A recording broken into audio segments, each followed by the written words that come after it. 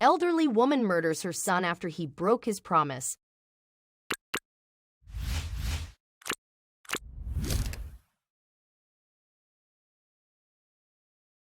Maricopa County Sheriff's Office deputies were in complete disbelief when they walked into the Arizona home of 92-year-old Anna Mae Blessing. The officers stormed the old lady's house to arrest her as she was charged with first-degree murder. Even at such an age, people still find the strength and coldness in them to take away the lives of others with no remorse.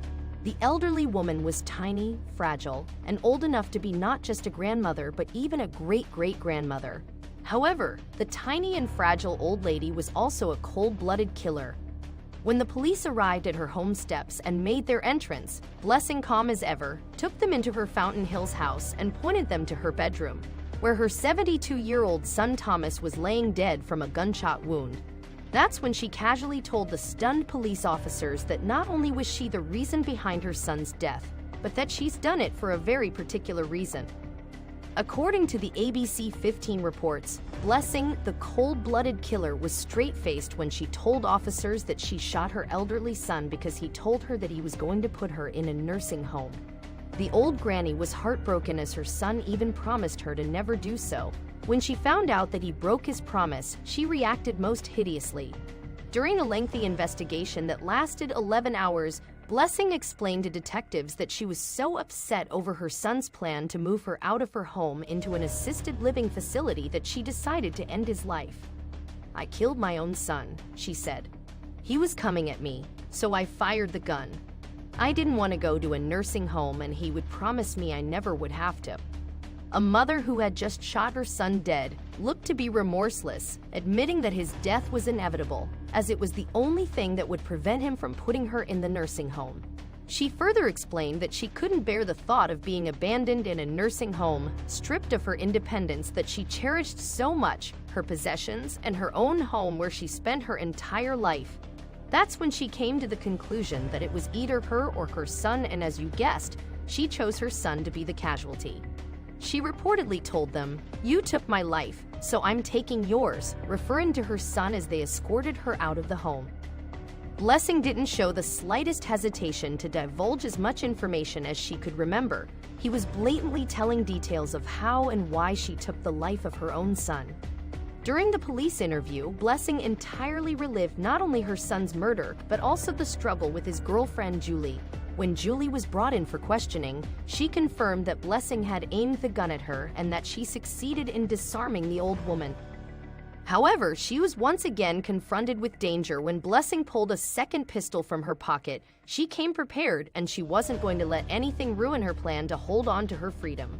"I got that gun away from her. It was a brown gun, and I believe I threw it," said Julie. "She got in her pocket and she pulled out another gun. I grabbed onto her and I was yelling, 'Stop, Anne, stop. She's strong for 92, let me tell you.' And when I knocked her down, she took the gun and she put it in my side. Then she pulled it up again." Fortunately, Blessing never used the second gun, and there was only one life lost that day. There could have been two had he decided to use her second spare gun. She told police officers that she wanted to kill herself after her son's death.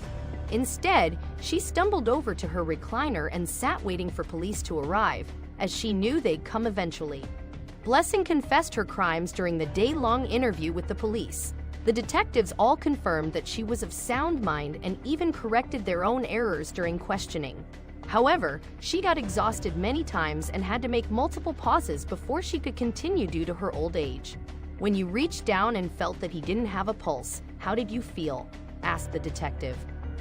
"I didn't have much of a feel, I guess," she replied. "How do you feel right now about what happened?" asked the detective. "I wish I had stayed in Florida," said Blessing. The only remorse Blessing expressed was for turning the gun on Julie, who had done nothing to her.